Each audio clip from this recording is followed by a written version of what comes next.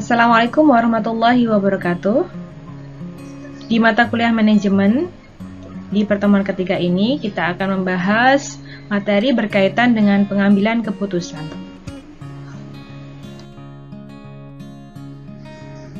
Yang pertama, terkait dengan proses pengambilan keputusan. Proses pengambilan keputusan di sini ada beberapa poin. Poin yang pertama adalah ketika kita mengambil keputusan, kita terlebih dahulu harus menentukan tujuan spesifik dan mengukur hasil. Jadi dalam mengambil keputusan, setiap lembaga itu pasti mempunyai suatu tujuan, ya, atas diambilnya suatu keputusan.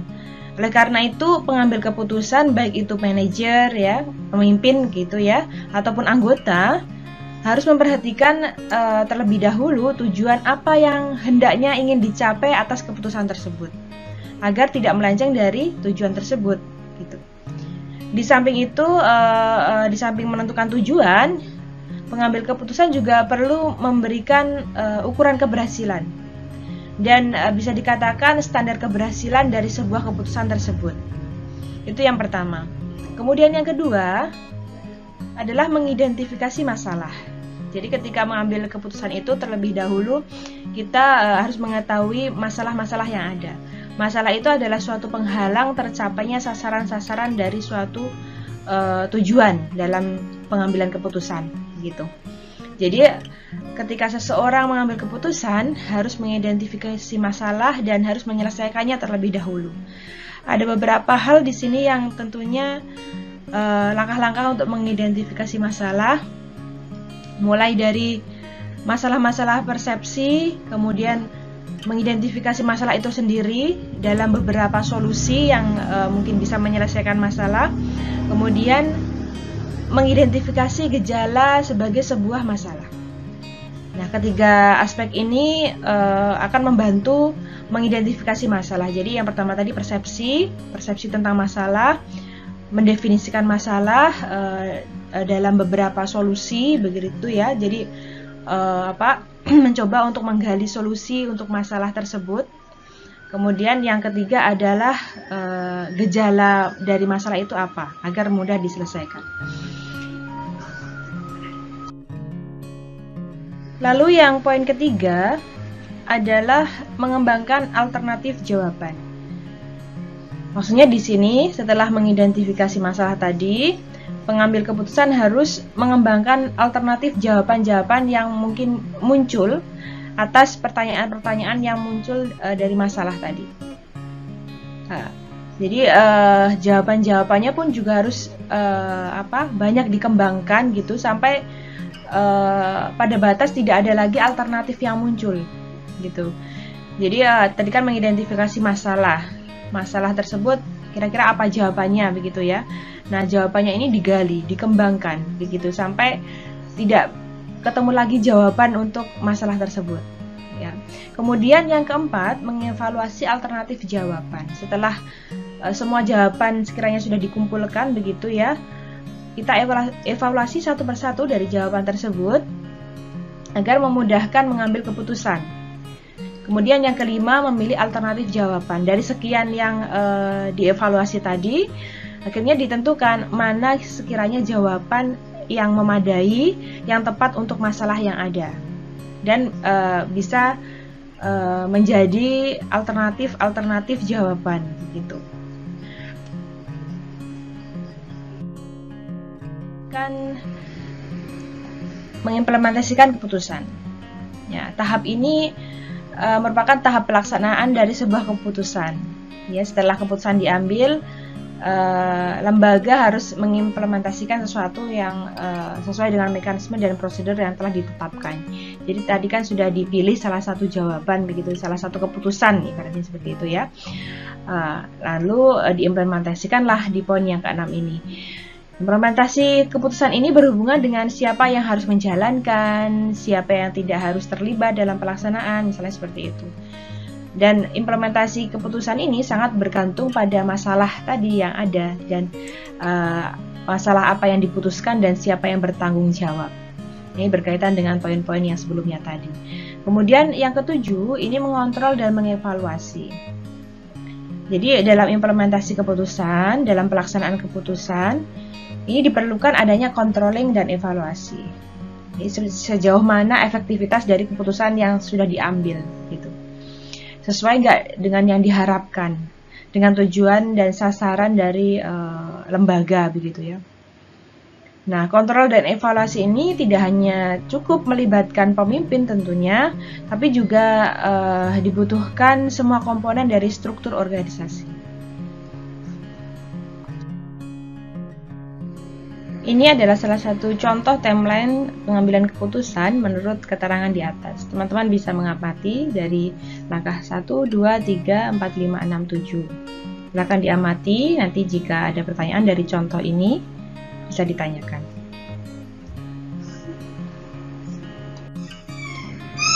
Nah, yang selanjutnya terkait dengan proses keputusan. Ada tipe yang ketiga, yaitu mengambil keputusan dari sisi peranan intuisi seorang manajer. Jadi seorang manajer itu juga bisa ketika mengambil keputusan itu berdasarkan pada pengalamannya di masa lampau mungkin ya, kemudian perasaannya, juga akumulasi pertimbangan-pertimbangan, makanya disebut peranan intuisi. Jadi pengalamannya, perasaannya, akumulasi pertimbangannya itu menjadi suatu proses yang utama yang dia jadikan rujukan untuk suatu pengambilan keputusan. Ya, kalau di sini kan di bagian ini dijelaskan intuisi ini sifatnya antara lain memperoleh ataupun dipengaruhi oleh beberapa hal. Yang pertama, pemrosesan mental bawah sadar, kemudian keputusan berdasarkan nilai dan etika.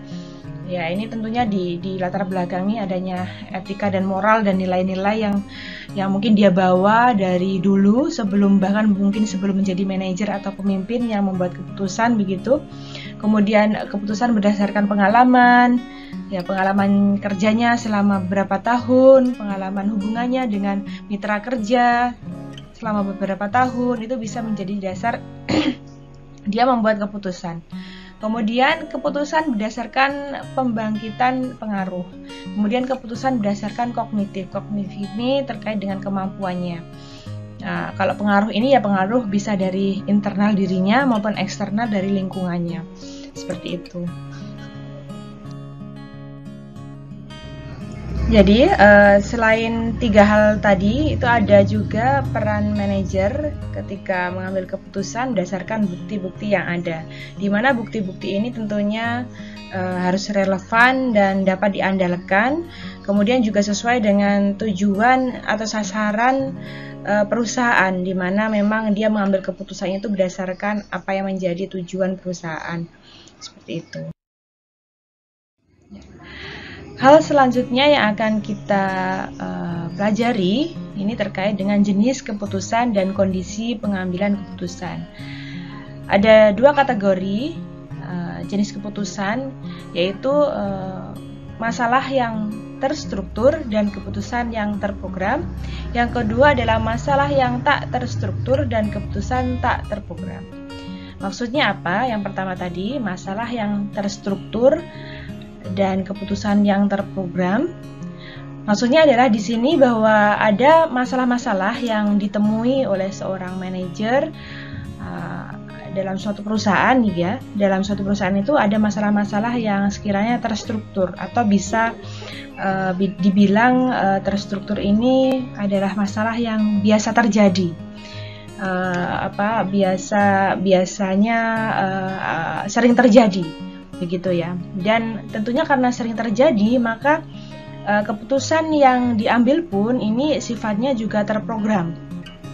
Karena biasa terjadi, maka keputusan-keputusannya pun secara kontinu begitu ya, sembari disempurnakan itu sudah ada begitu ya, sudah jelas cara penyelesaian masalahnya.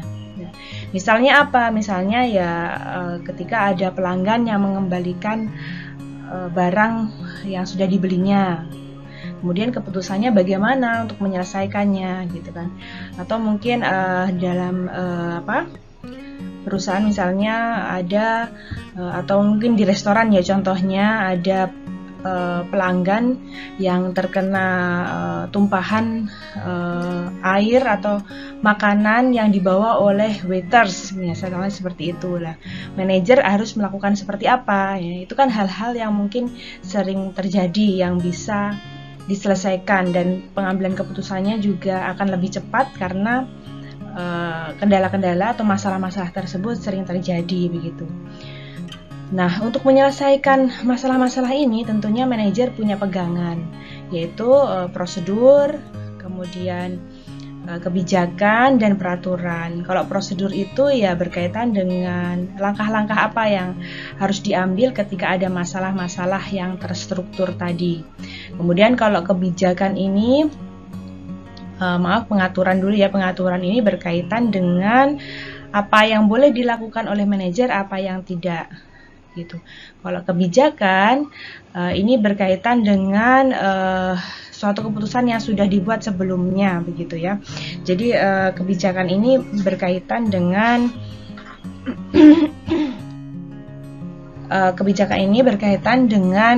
suatu pedoman untuk menyelesaikan masalah-masalah yang terstruktur tadi. Jadi ada 3 pegangan itu yang digunakan untuk menyelesaikan masalah yang terstruktur pada suatu perusahaan.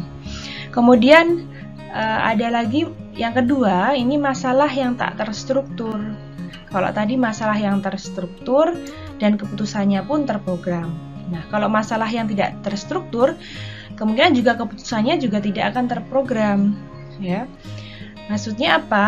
Ketika timbul suatu kendala, suatu masalah dalam perusahaan, keputusan yang akan diambil itu sesuai dengan kondisi saat ada masalah tersebut. Karena masalahnya ini tidak kontinu, tidak biasa terjadi, tidak sering terjadi seperti masalah yang terstruktur tadi. Ya, hanya satu kali tempo begitu ya. Misalnya saja membuat keputusan apakah akan dibangun perusahaan baru di suatu tempat begitu, di negara yang lain misalnya, harus membangun atau memproduksi pabrik di negara yang lain. Nah, keputusannya juga tidak terprogram sesuai dengan kondisi masalah tersebut. Nah, maksudnya seperti itu. Selanjutnya, ini berkaitan dengan kondisi pengambilan keputusan.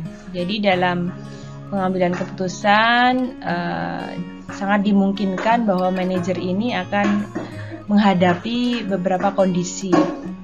Yang pertama, kepastian.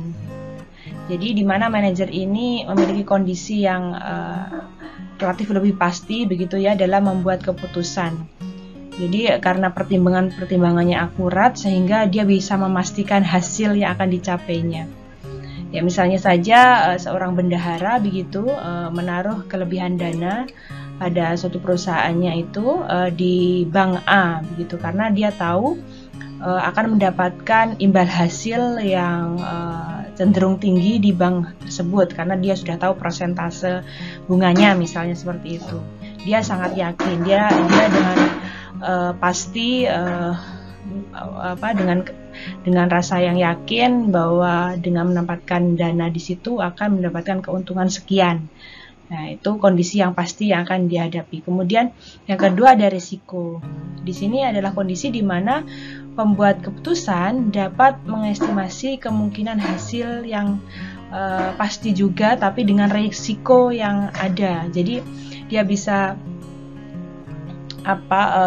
sudah mengetahui nanti ketika saya melakukan kegiatan A, misalnya pengembangan toko baru begitu, ini ada resikonya, tapi juga dia juga bisa mengestimasi hasilnya secara pasti. Jadi dia bisa menghitung resiko dan hasil secara bersamaan. Kemudian yang ketiga ada ketidakpastian. Ini kondisi di mana pembuat keputusan tidak mempunyai kepastian maupun estimasi probabilitas ya, atau probabilitas yang tentunya masuk akal untuk dijadikan pedoman ketika dia mengambil keputusan. Jadi ketika dia mengambil keputusan A, dia sebetulnya tidak punya probabilitas yang masuk akal mengenai hasil dari keputusannya tersebut. karena dia cenderung bergantung pada intuisi, begitu. Nah, selanjutnya dalam mengambil keputusan pun seorang manajer itu punya gaya masing-masing. Di sini ada kurang lebih 4 gaya dalam pengambilan keputusan seorang manajer. Yang pertama, gaya rasional ya. Dimana gaya rasional ini tandanya dengan strategi yang sistematis dan berencana dengan orientasi masa depan yang jelas akan keputusan tersebut, begitu. Para pembuat keputusan rasional ini tentunya seseorang yang bertanggung jawab sekali gitu atas pilihan dan keputusannya. Kemudian dia juga aktif begitu ya, logis, dan tentunya juga memegang controlling penuh terhadap keputusannya tersebut gitu. Kemudian ada juga gaya intuitif atau intuisi ya. Ini ditandai dengan ketergantungan pada pengalaman tadi ya. Kalau kita berbicara intuisi tadi kan ada unsur pengalaman, ada unsur etika, nilai begitu ya, dan hal-hal yang lain lah ya yang menyebabkan seseorang itu menggunakan intuisi. Nah, gaya intuisi ini ditandai dengan ketergantungan pada pengalaman, batin, fantasi, dan kecenderungan untuk memutuskan dengan cepat tanpa banyak pertimbangan atau pengumpulan informasi. Jadi lagi-lagi dia menggunakan lebih pada perasaan begitu, tapi kurang informasi dalam mengambil keputusan. Nah, biasanya para pengambil keputusan intuisi ini lebih memilih tanggung jawab itu sebagai pilihan, ya. Jadi tanggung jawab itu pilihan, dan biasanya lebih fokus pada ranah-ranah emosional, ya. Biasanya seperti itu. Kemudian gaya pengambilan keputusan yang lain itu ada dependent. Dependent di sini adalah gaya pengambilan keputusan yang di sini cenderung menolak tanggung jawab atas pilihan atau keputusan mereka, dan umumnya melibatkan atau seperti menyerahkan tanggung jawab tersebut kepada orang lain yang otoritasnya lebih kuat begitu. Kalau bicara otoritasnya lebih kuat itu kita berkaitan dengan orang yang memang memegang kendali lebih daripada dirinya. Misalnya saja kalau dalam perusahaan ya, kalau misalnya manajer bawah berarti dia melimpahkan ke manajer menengah atau manajer puncak, seperti itu. Nah, yang keempat ini ada keraguan, di mana gaya pengambilan keputusan yang ada unsur keraguannya ini cenderung menghindari situasi pengambilan keputusan atau melimpahkan tanggung jawab kepada orang lain. Jadi secara signifikan orang ini ragu-ragu untuk lebih banyak waktu ketika mereka harus memilih suatu pilihan. Jadi dilimpahkan saja sekalian dari awal kepada orang lain gitu ketika mengambil keputusan. Jadi dia takut untuk mengambil keputusan.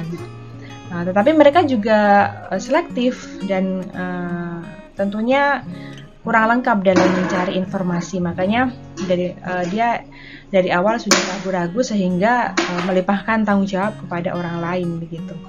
Nah, ini beberapa gaya pengambilan keputusan yang mungkin juga akan teman-teman temui nanti dalam dunia kerja maupun mungkin ketika berorganisasi begitu. Nah, kita sudah sampai pada pembahasan ataupun topik yang terakhir ya, terkait dengan pengambil keputusan yang efektif di dunia dewasa ini. Jadi seperti apa kondisi yang dihadapi dewasa ini terkait dengan pengambilan keputusan? Dalam hal ini tentunya kita berbicara organisasi ataupun perusahaan begitu ya teman-teman. Jadi memang kondisi dewasa ini bisnis ini berkembang ini sangat pesat, dan dalam mengambil keputusan tentunya lebih menantang bagi manajer begitu ya, karena harus dituntut cepat dalam waktu yang mepet begitu ya. Kemudian informasi yang cenderung bias, tidak semuanya mungkin benar, tidak semuanya mungkin tersedia walaupun aksesnya sudah sangat mudah begitu ya. Kemudian kondisi di mana masyarakat juga cepat sekali berpindah hati, dalam artian masyarakat kita ini misalkan kita sebagai seorang pelanggan atau katakanlah masyarakat yang secara eksternal berhubungan dengan perusahaan, kita merasa sendiri kan cepat sekali kita mengakses berbagai kebutuhan kita, dan itu menyebabkan perusahaan-perusahaan itu sebetulnya jungkir balik untuk berpikir bagaimana membuat inovasi yang tidak kalah cepat dengan kemampuan pelanggan untuk beralih ke lain hati begitu, untuk memaksimalkan kepuasan pelanggan di sini agar pelanggan itu yang sudah percaya tidak akan lari dan yang belum percaya akan datang begitu istilahnya. Jadi ini memang tantangan yang sangat berat dewasa ini ketika mungkin teman-teman menjadi seorang yang harus mengambil keputusan, yang harus melakukan inovasi seperti tugas dari seorang manajer ini. Nah, bagaimana kira-kira cara agar pengambilan keputusan dalam suatu organisasi, dalam suatu perusahaan ini efektif dalam kondisi yang dituntut serba cepat ini ya.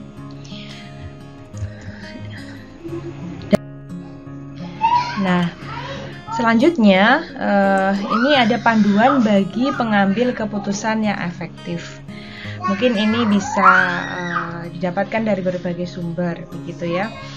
Nah, ini juga bisa diterapkan oleh seorang manajer yang sebagai pengambil keputusan gitu agar keputusannya lebih efektif.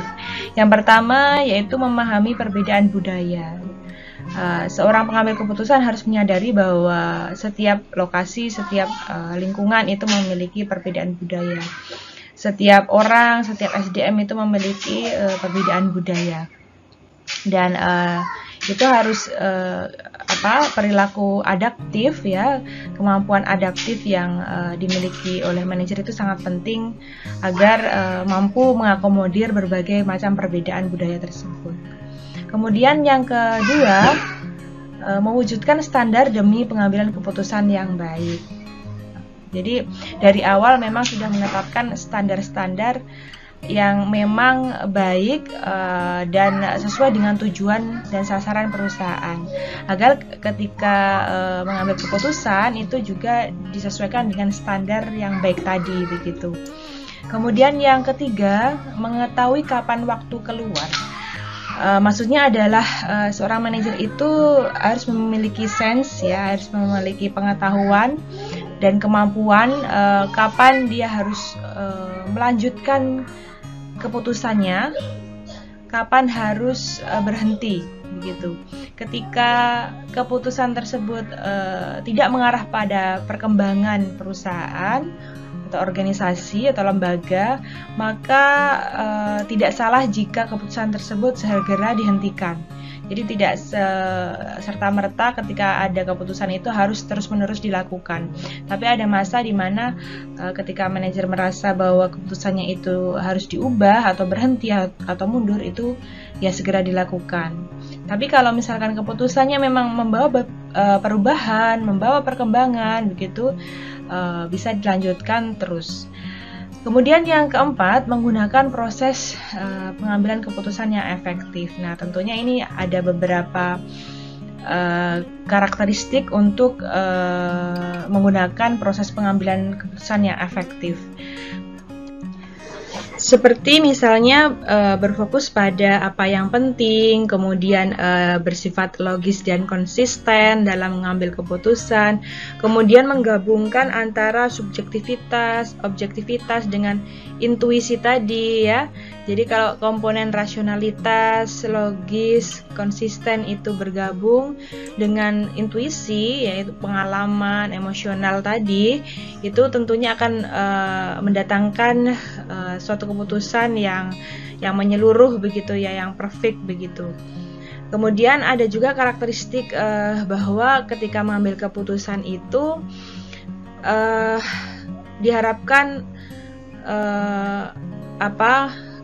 ketika mengambil keputusan harus mengumpulkan, kemudian mendorong seorang pengambil keputusan untuk terus-menerus atau mengumpulkan informasi, menggali informasi yang ada. Jadi tidak cukup informasi yang dia dapat, dia harus terus menggali. Bahkan setelah mengambil keputusan pun dia juga harus terus menggali informasi, begitu. Nah, kemudian yang kelima ini berkaitan dengan tentunya ketika akan mengambil keputusan yang efektif, ini harus mengembangkan kemampuan dalam berpikir yang jernih. Maksudnya apa?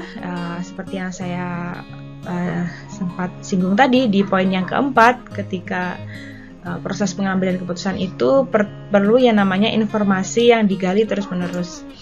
Perlu namanya wawasan dan pengetahuan yang terus-menerus diperbaharui, ya.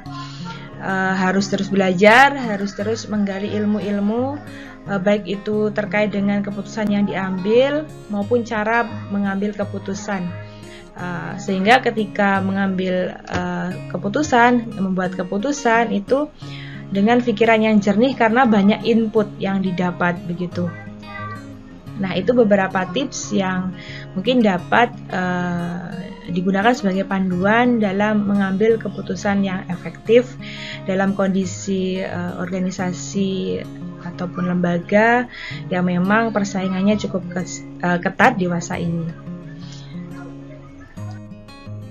Nah, mungkin itu penjelasan saya untuk pertemuan kali ini.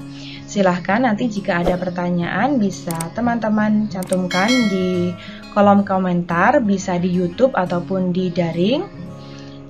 Semoga penjelasan saya bermanfaat. Wassalamualaikum warahmatullahi wabarakatuh.